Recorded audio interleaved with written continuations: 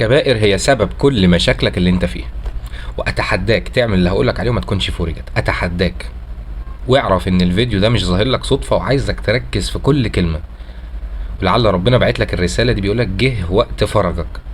هنتكلم دلوقتي عن ايه هي الكبائر بالتفصيل وازاي نبعد عنها، ولكن خليك عارف ان ذنب واحد من الكبائر كافي ان هو يدمر لك حياتك في الدنيا قبل الاخره. ربنا سبحانه وتعالى حاطط قانون ان اللي حسناته اكتر من سيئاته بيتدلع في الدنيا وبيتدلع في الاخره. بيتدلع في الاخره بانه بيخش الجنه ان شاء الله، بيتدلع في الدنيا يمتعكم متاعا حسنا الى اجل مسمى. واعرف ان ذنب واحد بس من الكبائر لو مصر عليه، انت شوف لو بتعمل ايه، حسناتك ما تجيش حاجه قدام سيئاتك، سيئاتك عماله بتطير ما بتجيش حاجه جنبها. فانت هنا بينطبق عليك القانون التاني، بتقول حياتي متدمره وكل حاجه مقفله ومش فاهم اي حاجه. عشان كده ربنا قال الا من تاب وامن وعمل صالحا فاولئك يبدل الله سيئاتهم حسنات. الحل الوحيد ان انت توقف الكبائر، ده الحل الوحيد عشان حسناتك تبقى اكتر. لو انت بتعمل حاجه من الكبائر تتوب وتوقفها فورا، ساعتها ربنا هيروح مبدل سيئاتك لحسنات، فينطبق عليك القانون الاول، تتدلع في الدنيا وتتدلع في الاخره ان شاء الله. وسبحان الله تلاقي الناس اللي كانوا بيعملوا حاجات من الكبائر كتير ومره واحده تابوا، دول سبقوا ناس كتير قوي، سبقوا ناس كتير قوي، لان كان عندهم زي جبال من السيئات، فمره واحده تاب فبدلت لحسنات، سبق الكل. فاهم قصدي؟ اولا هنتكلم عن ايه هو الدليل ان الكبائر هي سبب كل المشاكل. تاني نقطه هنتكلم فيها ايه هي الكبائر وازاي نبعد عنها. في ورد في الاخر خالص كده هقول لكم على حاجه كده تحاولوا تطبقوها لمده شهر واحد بس. اتحداك انها تفرج قبل الشهر او خلال الشهر، اتحداك. تمام؟ طيب ايه هو الدليل ان الكبائر هي السبب في كل مشاكل اذا كان في الدنيا ولا في الاخره؟ ربنا سبحانه وتعالى قال في القرآن ما اصابكم من مصيبة فبما كسبت ايديكم. اي مصيبة هتحصل لك بسبب ذنب انت عملته. في آية تانية ما اصابك من حسنة فمن الله وما اصابك من سيئة فمن نفسك. ذنب انت عملته، ذنب انت عملته فتسلط عليك مصيبه. سيدنا النبي عليه الصلاه والسلام قال في حديث ما يصيب المسلم من نصب او وصب ولا هم ولا حزن ولا اذى ولا غم حتى الشوكه يشاكها الا كفر الله بها من خطايا، اللي هي وما اصابكم من مصيبه فبما كسبت ايديكم. فهنا وضحت اكتر ان حتى الحزن، حتى اللي اتسلط عليك بالسحر، حتى اللي اتسلط عليك بالعين والحسد، حتى اللي اتسلط عليك بايا كان بسبب ذنب انت عملته، ربنا سلطه عليك عشان يكفر لك الذنب ده، عشان هو بيحبك. هنفهم كل حاجه دلوقتي. يبقى اذا كل المصايب اللي جايه تكفير للذنوب. طب انهي ذنب؟ كبائر ولا صغائر ولا كله ولا ايه الحكايه بالظبط؟ اسمع كده الايه دي، ان تجتنبوا كبائر ما تنهون عنه نكفر عنكم سيئاتكم وندخلكم مدخلا كريما. يعني ايه؟ ربنا سبحانه وتعالى بيقول لو اجتنبت الكبائر، بعدت عن الكبائر خالص، هكفر لك كل سيئاتك وذنوبك، هسامحك على كل حاجه من الاخر. ابعد عن الكبائر هسامحك على كل حاجه. طب انا دلوقتي ما عنديش ذنوب، فين بقى المصايب اللي بتيجي عشان تكفر لي ذنوبي؟ فهمت قصدي؟ يبقى المشكله فين؟ قال لك لو اجتنبت الكبائر. تمام كده؟ يبقى المشكله كلها في الكبائر، هي سبب كل المصايب اللي انت عايشها في حياتك. انما اتسلطت عليها مصايب اعرف ان انت واقف حاجه من الكبائر. تمام كده؟ وسيدنا النبي عليه الصلاه والسلام قال نفس الكلام، قال لك الصلوات الخمس والجمعه الى الجمعه ورمضان الى رمضان كفارات لما بينهن. امتى؟ يعني انت بتصلي الظهر والعصر، اي حاجه عملتها ما بينهم بتتمسح. صليت من العصر للمغرب، اي حاجه عملتها ما بينهم بتتمسح. صليت من الجمعه للجمعه، اي حاجه في النص من الذنوب عملتها اتمسحت تلقائي. صمت رمضان ده ورمضان اللي بعده، اي حاجه بينهم اتمسحت. بس قال لك بشرط واحد. قال لك ايه بقى؟ قال لك اذا اجتنبت الكبائر. يبقى لو ما اجتنبتش الكبائر مش كفارات، يبقى بتتعذب على كبيره وعلى صغيره. انما اجتنبت الكبائر انت ما فيش ذنوب اصلا، واخد بالك؟ انت حتى بتعمل ذنوب بس تيجي تصلي مثلا تلاقيها اتمسحت، تقول استغفر الله تلاقيها اتمسحت. طيب يعني تقريبا كمان الصلاه مش مقبوله وانت بتعمل كبائر، الصيام مش مقبول، الله اعلم، لان الصيام والصلاه دي ليهم حسنات رهيبه. ازاي مش قادره تواكب حاجه من ذنب واحد من الكبائر؟ اذا والله اعلم لا يقبلوا. فانت واقع في مصيبه كبيره جدا. انا كنت بتكلم مع حد في الموضوع ده وكان بيقول يا اخي ده في حديث للنبي عليه الصلاه والسلام بيقول من قال سبحان الله وبحمده 100 الصبح و100 بالليل غفرت خطاياه وان كان مثل زبد البحر. وانا عارف ان هو واقع في مصايب او في بلاء يعني. والصدفه الغريبه ان انا عمال بدور اصلا في الاحاديث، وقريت الحديث ده وبالصدفه بتكلم معاه مش عارف ايه، فلقيته بيتكلمني عن الحديث ده. قلت له انت قلتها؟ قال لي اه. قلت له طب انت لسه ليه في عذاب؟ لا طالما ذنوبك اتغفرت لسه ليه المصايب متسلطه عليك؟ فببص لنفسي طب ده انا لسه كمان في عذاب ولسه كمان في بلاء، طب ما اترفعتش ليه عليا انا كمان؟ يعني عايز تقول ان التسبيحات دي ما اتقبلتش زي ما الصلاه ما اتقبلتش عشان انت ما اجتنبتش الكبائر؟ انت عايز تقول ان الاستغفار ما اتقبلش بسبب ان انت لسه مصر على ذنب من الكبائر؟ واخد بالك؟ قعدت ادور تاني بقى في الكبائر ومش عارف لحد ما وصلت للشرك الاصغر، كان تايه عني خالص، وهنتكلم عنه دلوقتي، وهنتكلم عن كل حاجه دلوقتي.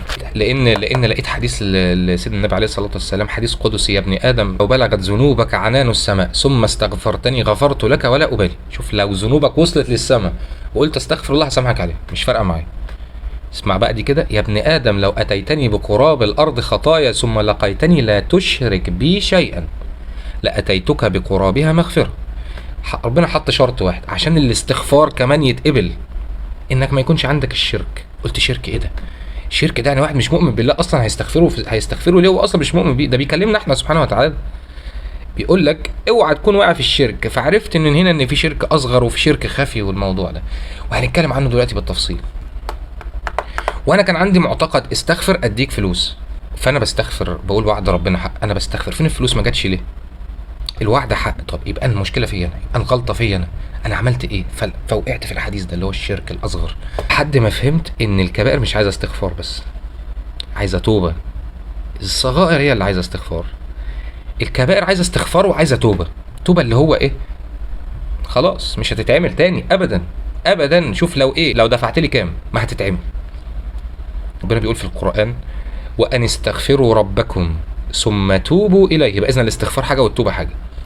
يمتعكم متاعا حسنا الى اجل مسمى. ده ربنا بيكلم اهل الكبائر، بيقولوا لو استغفرت ووقفتها وتبت منها همتعك متاعا حسنا. تخيل واحد ملياردير بيقول لك انت لو عملت لي الشيء الفلاني هدلعك. دماغك بتروح لفين؟ ده هيدلعني، ده ملياردير هيديني ملايين، ولا شوف هيعمل ايه يعني. تخيل ربنا بقى اللي خزائنه لا تنفذ ابدا، وان من شيء الا عندنا خزائنه، عنده كل حاجه، كل حاجه في الخزنه فوق. سبحان الله. ربنا بيقول لك هدلعك في الدنيا الى اجل مسمى لحد ما تموت، وفي الاخره ان شاء الله تدخل الجنه باذن الله. الكبائر هي اللي منع الخير، وهي اللي منع الفلوس، وهي اللي منع الجواز، وهي اللي منع كل حاجه. النبي عليه الصلاه والسلام قال لك: ان العبد لا يحرم الرزق بالذنب يصيبه. وبسبب الكبائر دي متسلط عليك بقى اللي ساحر ولا حاسد، وتلاقي حد متسلط عليك بيضايقك. اللي بيموت على الكبائر ربنا قال انا هعمل فيه ايه يوم القيامه، خد بالك. طب ربنا بيعمل كل ده ليه بقى؟ يعني بيسلط عليها مصايب ليه؟ يعني عملت كبائر ولا ما عملتش كبائر؟ طب في ناس ما بيتسلطش عليهم مصايب، صح كده؟ طب ربنا بيعمل كده ليه سبحانه وتعالى؟ هقول لك بقى. اللي بيسلط عليه مصايب اعرف ان هو بيحبه، لانه لو مات على كده يوم القيامه حاطط قانون اللي سيئاته اكتر هيخش النار، وهو بيحبك. يعني بيقول انت مش عارف مصلحتك فين، انت عايز تخش النار ليه؟ وبعدين بيقول لك انت لو وقفت الكبائر انا هدلعك في الدنيا، يعني هديك كل حاجه. ده بيقول لك استغفر هديك فلوس واديك عيال واديك كل حاجه. عرفت ليه بيقول لك اشد الناس بلاء الانبياء فالامثل فالامثل؟ كل ما ايمانك بقى عالي قوي بربنا وتعمل حاجه غلطه كبيره او تعمل غلطه من الكبائر بتبقى الضربه شديده قوي. انت تعمل كده ده انت كنت خلاص داخل على اعلى درجات الجنه. ايه اللي انت بتعمله ده؟ مهما كنت بتعمل حسناتك ما تجيش حاجه جنب الذنب واحد بس من الكبائر. عشان كده ربنا قالك الا من تاب، لازم يتوب. سيدنا النبي كان بيستغفر لحد من المنافقين، فربنا حلو: استغفر لهم او لا تستغفر لهم لن يغفر الله لهم. انت استغفر لهم 70 مره لن يغفر الله لهم. لازم هو يتوب، لازم هو يوقفها. تمام؟ ده امتحانه هو. ممكن صلى الله عليه وسلم ما كانش يعرف ان هو من المنافقين، الله اعلم. لان برضه في ايه تانية قال له لا تصلي عليهم، على ناس معينه كده ربنا كاشفهم وعارف اللي في قلوبهم. بيقولوا ان احنا مؤمنين وفي قلبهم حاجه تانية خالص. مؤمنين مين ده؟ بس عشان قدام سيدنا النبي كده.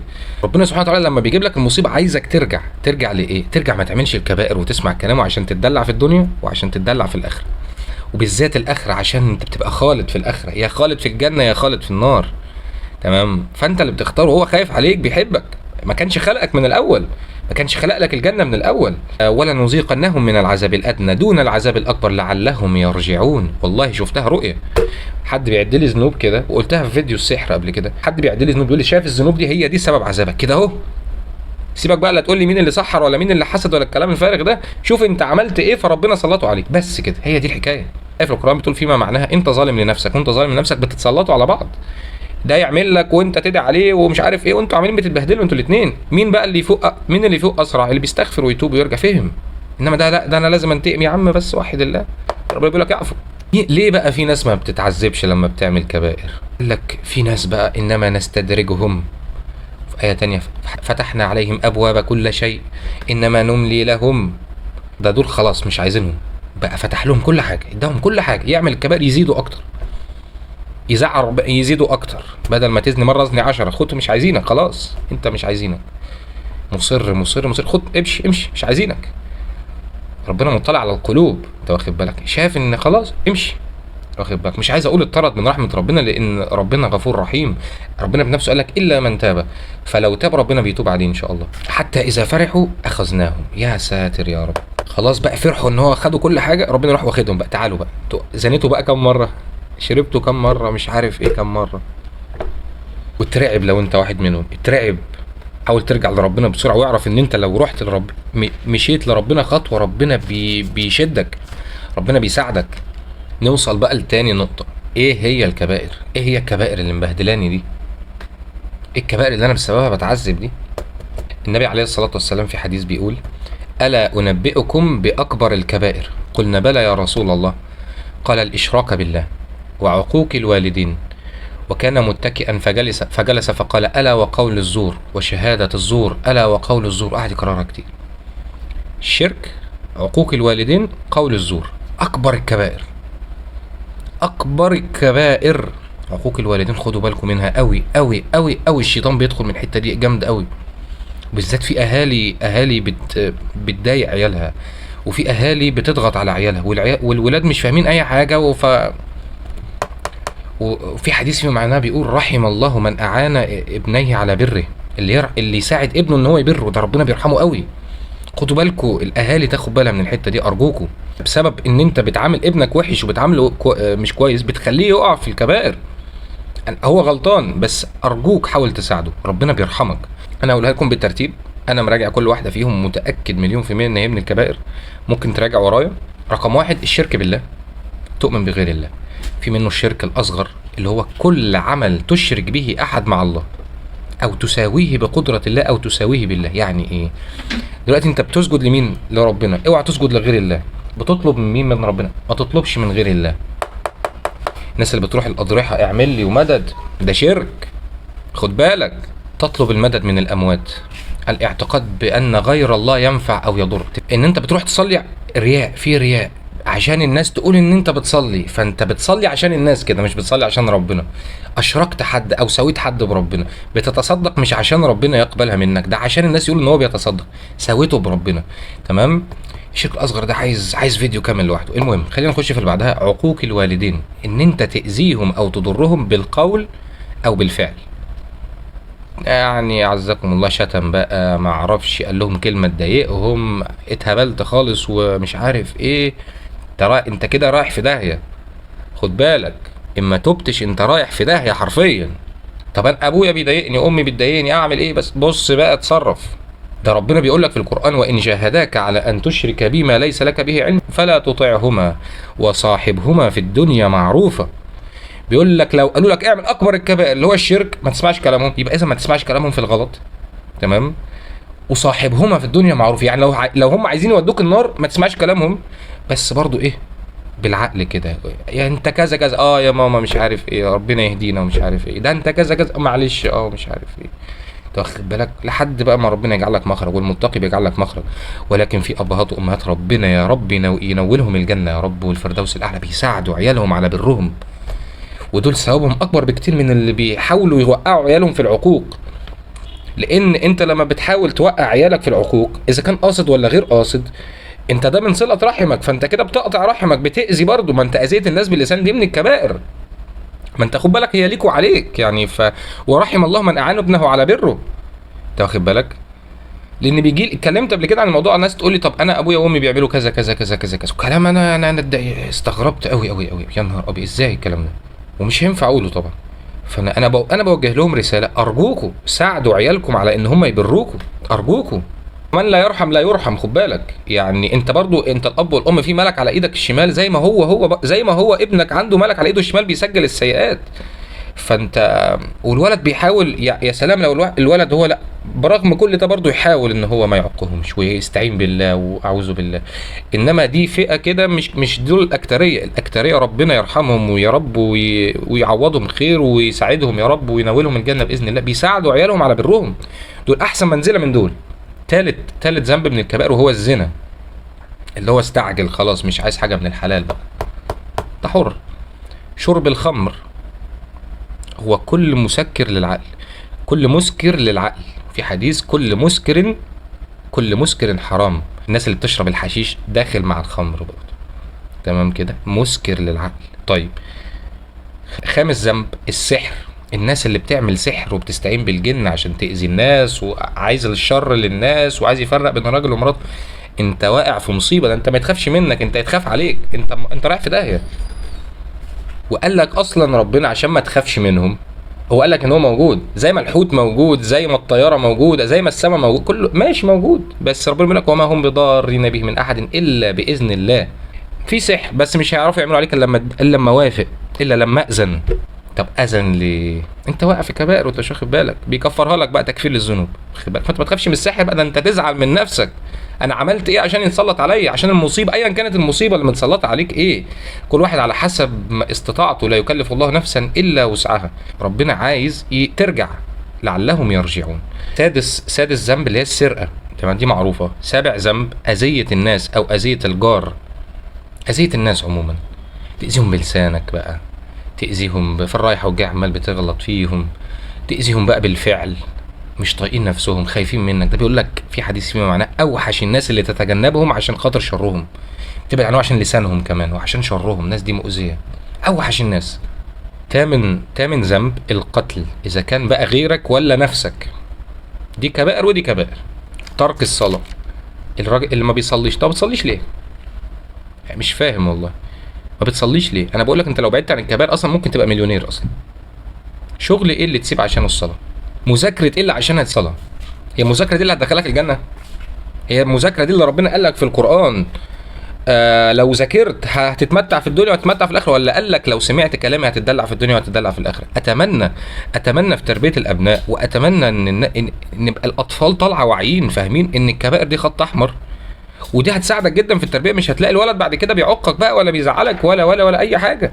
وانت لما بتعلم ابنك ان هو يجتنب الكبائر من وهو صغير، انت بتاخد ثواب عظيم. حتى بيقول لك انقطع عمل ادم، لا ينقطع عمل ادم الا من ثلاث، منهم ولد صالح يدعو له. انت عملك خلاص، انما الولد عمال بيدعي لك ويعمل لك عمره ومش عارف ايه انت مربيه صح، انت ساعدته ان هو يخش الجنه وبرضه ساعدت نفسك، وكله لله عشان تبقى فاهم. المهم، الصلاه ما تتسابش ايا كان ايه السبب، ايا كان ايه السبب. انا ما قلتلكش ما تذاكرش، ما قلتلكش ما تشتغلش، بس الصلاه خط احمر. اي ذنب من الكبائر، واحد بكلمه بقول له المشكله طلعت في الكبائر، قال لي يا ابني ما انا بصلي واصوم يا ابني. قلت له هو الكبائر الصلاه وصوم بس؟ مين قال لك ان الكبائر صلاه وصوم بس؟ انت بتصلي وبتصوم وبتعمل لي مليون ذنب تاني من الكبائر، ما تهزروش. ترك الزكاه، واحد معاه مش بيطلع، طب ما بيطلعش ليه؟ مش عارف. قارون ما كانش بيراضي يطلع برضه، خسفنا به وبداره الارض. افطار يوم في رمضان عمدا بدون عذر، ما هي في اوامر كده، قال لك شهادة ان لا اله الا الله وان محمدا عبده ورسوله، قام الصلاة، ايتاء الزكاة، صوم رمضان، وحج البيت لمن استطاع اليه سبيلا. طب ما عملتش ولا واحدة منهم، خلاص انت كده كبائر، اي واحدة ما تتعملش انت كبائر، خلاص كده. وعلى اساس هذا بقى الخمسة دول معانا. فاذا ترك الزكاة، افطار في يوم في رمضان عمد بدون عذر. طيب، ترك الحج مع القدرة عليه. طيب، الذنب رقم 13 الكذب. الكذب ده مصيبة، انت بتكذب يعني خايف من مين؟ بص، يعني طول ما انت ماشي سليم ومتقي وبتستغفر ربنا، اعرف ان ربنا هيجعل لك مخرج من اي مشكلة انت فيها، اي مشكلة، واصلا مش هتلاقي فيه مشاكل في حياتك، اوعدك، ده كلام ربنا واضح. الغيبة ان انت تجيب في سيرة حد مش موجود معانا بحاجة هو بيكرهها، ولو سمعها هيتضايق قوي يعني. الذنب رقم 15 الذهاب للمشعوذين او تصديق كلامهم. عارفين انتوا الناس اللي هم بتوع الابراج وكده يا برج مش عارف ايه هيحصل لك ايه، وعرفت منين المستقبل؟ يا احنا هنهزر بقى. لو صدقت اديك وقعت في الكبائر. كل سنه وانت طيب. رقم 16 قطع الرحم.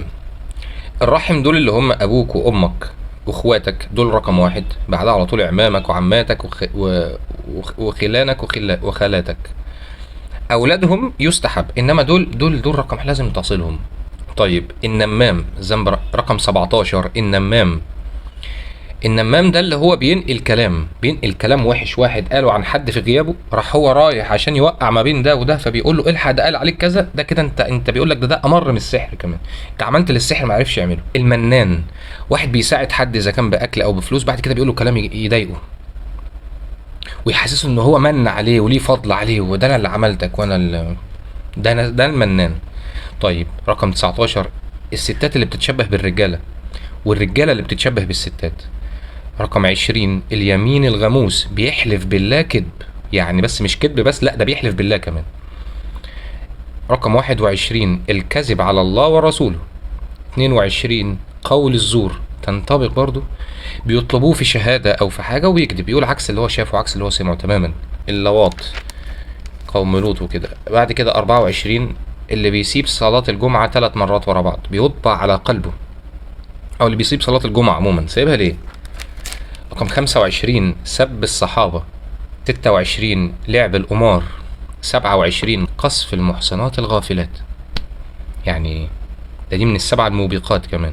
مثلا بنت مثلا لابسه مش عارف ايه وبتاع، راح قال لك لا دي البنت دي كذا، مش عرفك انت، مش عرفك انت وقعت في الكبائر. بدل ما تقول ربنا يهديها مثلا مش عارف ربنا كذا، كمان تطلع عليها سمعه مش كويسه.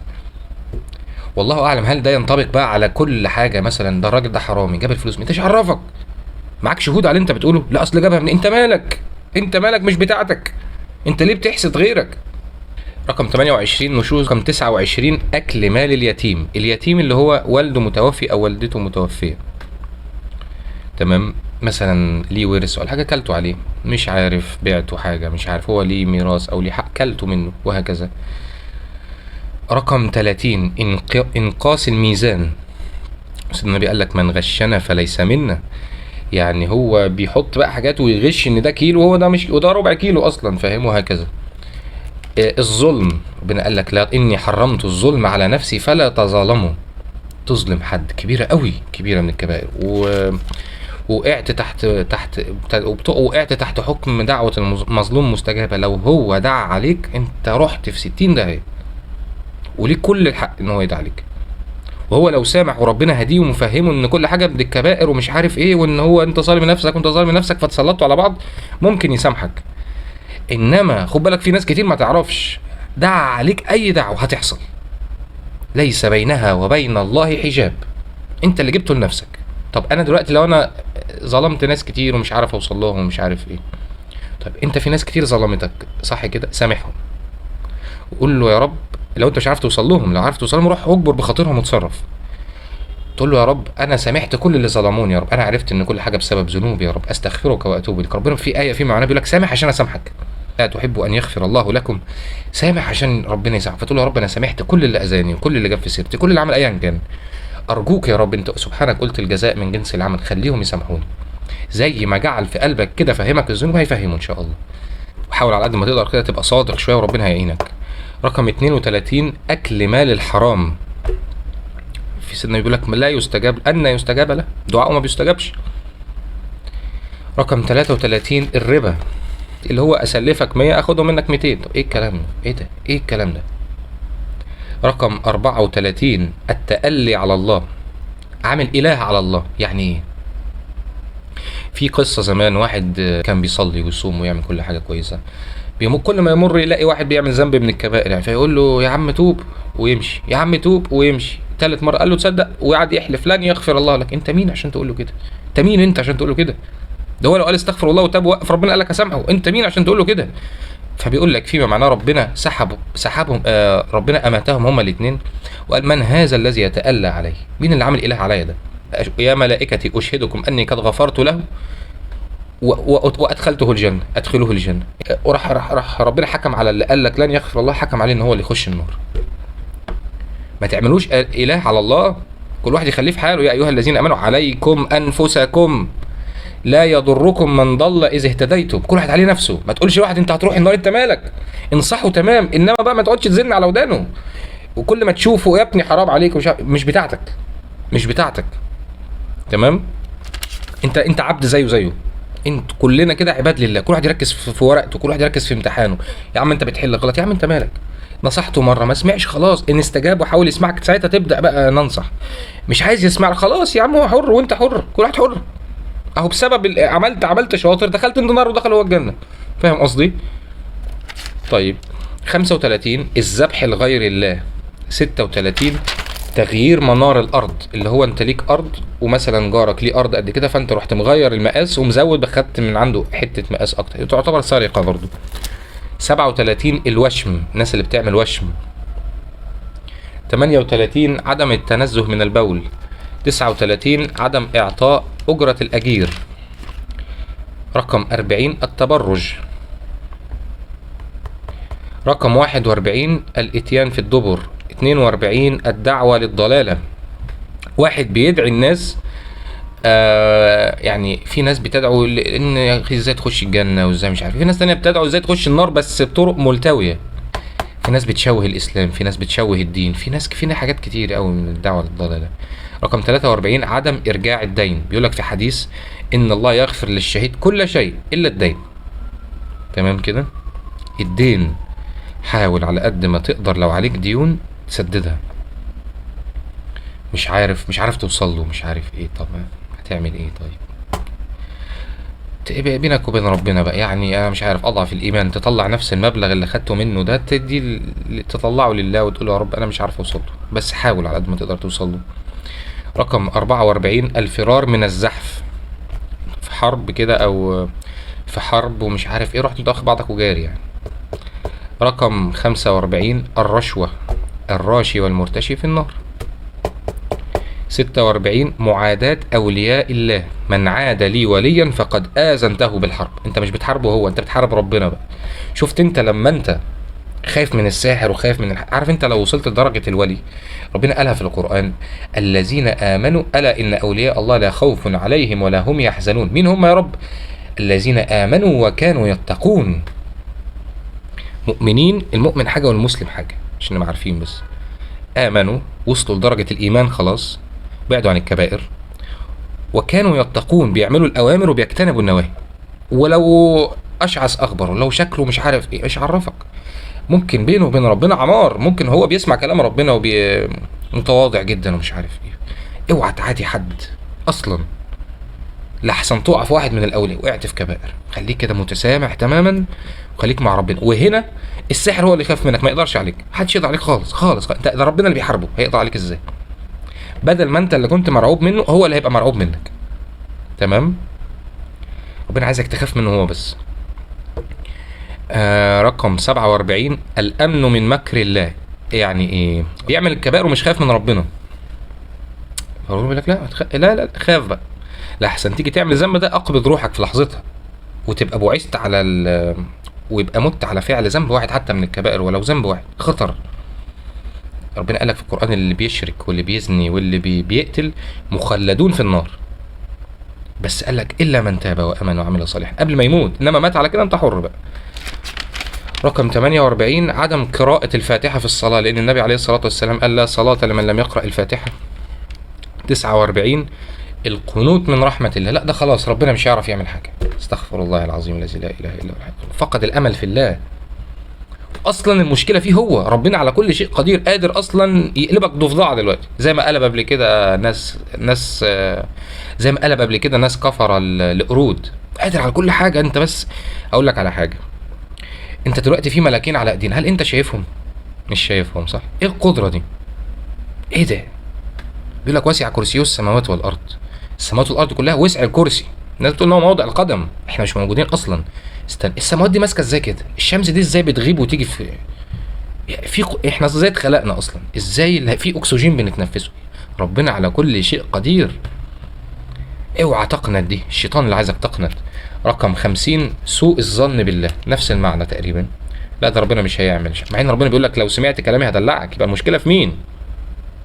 المشكله في ان ربنا قادر ولا مش قادر، ولا المشكله فيك انت اللي ما بتسمعش الكلام؟ ما هو حاطط قانون 1 زائد 1 هيساوي 2، انت عملت 1 وما لقيتش 2، طب ما انت ناقص لك 1 كمان. اسمع كلام ربنا كده، كلام ربنا بيتاخد جمله واحده مش بياخد جزء. افتؤمنون ببعض الكتاب وتكفرون ببعض. رقم 51 القول على الله بغير علم. رقم 52 وطء الحائض. رقم 53 كتم العلم، ربنا اداك علم حد يجي يسالك مش راضي تطلعه. لحسن يحسدني. يحسدك ايه يا ابني؟ انت كده بتقول ان هو نافع وضار بقى، ده يعرف يسحب منك. وربنا بيقول لك ان يردك الله بخير فلا رد لفضله. لو انا عايز لك خير ما فيش مخلوق ولا قوه هتعرف تمنعه، الا بقى لو انت عملت كبائر يبقى ده هو اللي مسلطه عليك. واحد يا ما تسيبه يحسد يا عم. رقم 54 التشاؤم والطيره، وده برضه يندرج تحت الشرك الاصغر. رقم 55 الغلول من الغنيمه، تندرج تحت السرقه برضه. رقم 56 تحريم الحلال وتحليل الحرام الذي حرمه الله. كان في حديث لسيدنا النبي فيما معناه، كان واحد من علماء الأحبار أو فبيقول له، مش فاكر الحديث بس فيما معناه، بيقول له إن أنتوا اتخذتم علماءكم وأحباركم آلهة من دون الله. قال له لا، أنا من الأحبار وما فيش الكلام ده. قال له لا، مش حللت لهم اللي ربنا حرمه وحرمت لهم اللي ربنا حلله؟ طب ما ده نوع من أنواع العبادة، فاهم قصدي؟ طيب رقم 57 عدم الوفاء بالعهد. حتى الشيخ الشعراوي نبهنا للحته دي، قال لك لما تيجي توعد حد بحاجه ان انت هتعملها قول ان شاء الله، بس برضه تبقى صادق. ليه ما تقولهاش خالص؟ قول له ما اعرفش، طالما مش عارف قول ما اعرفش.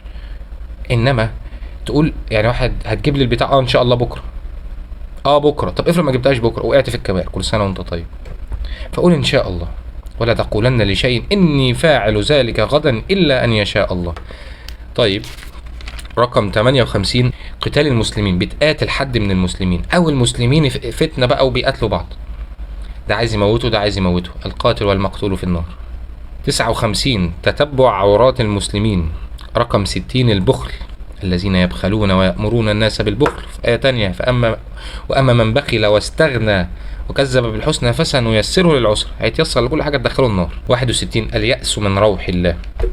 62 الحسد هو تمني زوال النعمة من عند حد وبتحركك. يعني مثلا اخوات سيدنا يوسف حسدوا سيدنا يوسف ان هو اشمعنى ابونا بيحبه اكتر مننا، حسدوه. هل لما حسدوه وقع في البير لوحده؟ لا، ما وقعش لوحده في البير، ولكن الحسد ده حركهم يحاولوا يؤذوه باي طريقه. رقم 63 المجاهره بالمعصيه.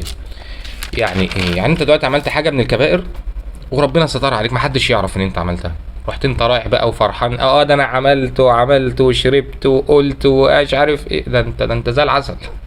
ان الله لا يحب الجهر بالسوء. المزبل الخيلاء، يعني الخيلاء ده اللي هو الكبر. كبر برضو من الكبائر. لا يدخل الجنة من كان في قلبه مثقال ذرة من كبر. الانتساب إلى غير أبيه، ودي برضو بتندرج تحت الكذب. بيقول ده أبويا وده مش أبوه، فاهم؟ اللعان اللي ماشي عمال بيلعن عمال على الفاضي، اللي عمالين بيسبوا الدين دول، انتوا ايه حكايتكم بالظبط؟ اللعنة دي أصلا يعني طرد من رحمة الله. انت مين عشان تعمل اله بقى وتقعد تطرد ناس، ده تطرد ده وتطرد ده؟ انت مين اصلا؟ انت عمال بتعمل كبائر وانت مش واخد بالك. ده اللعنه لا تجوز الا على الشيطان. يعني ما تقعدش تلعن في مسلم، ما تقعدش تلعن في مؤمن. عشان ايه؟ انت اصلها لابسك، انت مالك؟ خليك في حالك، ابعد عنها، فاهم؟ يمكن ربنا يهديها تبقى احسن منك اصلا، فاهم؟ 70 الكاذب في المنام، يقول انا شفته هو ما شافش، تندرج تحت الكذب برضه من الكبائر، مرعبه. رقم 71 رمايه ما فيه الروح للتسليه. 72 يحمل حديد على أخيه المسلم، تندرج برضو تحت القتل ونية القتل. 74 الطعن بالأنساب. لا ده مش ابنك، ليه؟ انتش عرفك؟ اضرار بالوصية، مكتوب في الوصية إذا اعمل كذا كذا كذا، راح هو مغير واحد كذا كذا كذا، حاجة تانية خالص، غير الوصية وبوظ الوصية. رقم 77 قطع الطريق، تندرج برضو تحت إيذاء المسلمين وإيذاء الناس وإيذاء الناس إذا كان بالفعل أو بالقول. رقم 78 الديوث. رقم 79 تغيير خلق الله وخلقة الله، يعني ربنا خلق على شكل، انت عمال بقى بتعمل مش عارف ايه عشان تغير ايه، مش عارف ايه، حاجات غريبة زي كده. حتى الشيطان قال له لا، هيخليهم يغيروا من خلقتك، من خلق الله يعني. طيب ابعد عنهم ازاي؟ ابعد عن الكبائر ازاي اللي مبهدلاني دي؟ اسأل نفسك سؤال واحد، مين الوحيد المستفيد من ان انت تعمل كبائر واللي بسببها ممكن بتتعذب في الدنيا وهتخش معاه في الاخرة في النار؟ مين الوحيد المستفيد يا ترى؟ الشيطان، صح كده؟ اعوذ بالله منه. طيب بس خد بالك، الشيطان ملوش سلطان عليك، ما بيجبركش، هو بس بيجي يقول لك بس، انت بقى اللي ما شاء الله عليك بتكمل يعني. طيب النبي عليه الصلاه والسلام قال اللي يقول تاج الذكر 100 مره الصبح و100 مره بعد المغرب، او انت في حمايه من الشيطان. اول ما تقولها مثلا بعد صلاه الفجر كده لحد المغرب انت في حمايه من الشيطان، تمام كده؟ بعد المغرب لحد الفجر قريتها برضو اي وقت بقى، 100 مره كمان، اتحداك شهر واحد تقول تاج الذكر كده في شهر واحد، الشيطان اما زهقش منك ادي دقناه، الشيطان هيزهق منك. تمام. وعليك بقيه الكرسي كده بعد كل صلاه وقبل ما تنام اول ما تصحى وهكذا. وطبعا لازم صدق النيه والتوبه، واستعين بالله وان شاء الله ربنا هيعينك. انا بقى في ورد عايزك تمشي عليه لمده شهر و... وان شاء الله هتلاقي نتائج عجيبه وسريعه كمان. سبحان الله، ممكن في خلال الشهر، قبل الشهر، على حسب ما انت بقى هتعرف تتخلص منهم اسرع امتى، وعلى حسب ما هتصدق النيه امتى. بس انا يعني ان شاء الله شهر اعمل اللي اقولك عليه ده، واتحداك، اتحداك اما فرجت ان وعد الله حق. طيب انا عايزك في الشهر ده تعمل ايه؟ اول حاجه طبعا هنبعد عن الكبائر، خلاص كده. انت ممكن اولا ان بعدت عن الكبائر تلاقيها فرجت لوحدها، تمام كده. بس في ذنوب معينه عايزه محاولات كتير قوي، تمام. وكل ما بقى القلب سليم اكتر بقى الموضوع سهل قوي، خلاص كده. رقم 2 عايزك تلزم الاستغفار، زي ما سيدنا النبي قال لك من لازم الاستغفار. يعني ايه؟ صباحا ومساء. مثلا بعمل ايه؟ انا اشتريت دي وصبح وليل، طول ما انا قاعد، طول ما انا ماشي، طول ما انا خارج، ما اعرفش، مش لازم عدد معين، بس على قد ما تقدر صبح وليل توصل لمن لازم من لازم الاستغفار. ربنا وعد المستغفر ما ينزلش عليه عذاب، وهيديله رزق كتير وهيوسع عليه وحاجات كتير قوي.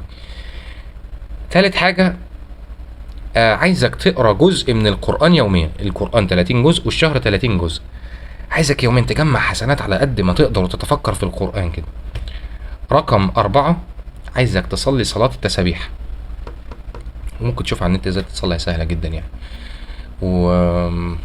ودي هتعلمك قوي برضو الخشوع في الصلاة. من كتر تطويلك في صلاة التسابيح هتلاقي وانت بتصلي ورا الامام في الجامع هو بيجري ليه، بعد ما كنت بتقول هو بيطول ليه كده هتقول هو بيجري ليه. خامس حاجة لو عرفت، اتمنى تحاول تصلي ال5 صلوات في الجامع، لان ليها ثواب مش طبيعي. والصلاه ب25 درجه او 27 درجه، وفي ملائكه عماله بتدعي لك ربنا وانت نازل رايح الجامع. كل ذنب، كل خطوه ذنب بتغفر وبتاخد حسنه، الحسنه ب10 امثالها. وانت راجع نفس الكلام، وانت قاعد في المسجد الملائكه عماله بتدعي لك وبتستغفر لك. وانت بعد الصلاه عايزك تدعي بكل اللي نفسك فيه، وانت ساجد تدعي بكل اللي نفسك فيه، تمام كده. بس وانا مستنيك، وقول لي بعد الشهر ده كده حصل لك ايه.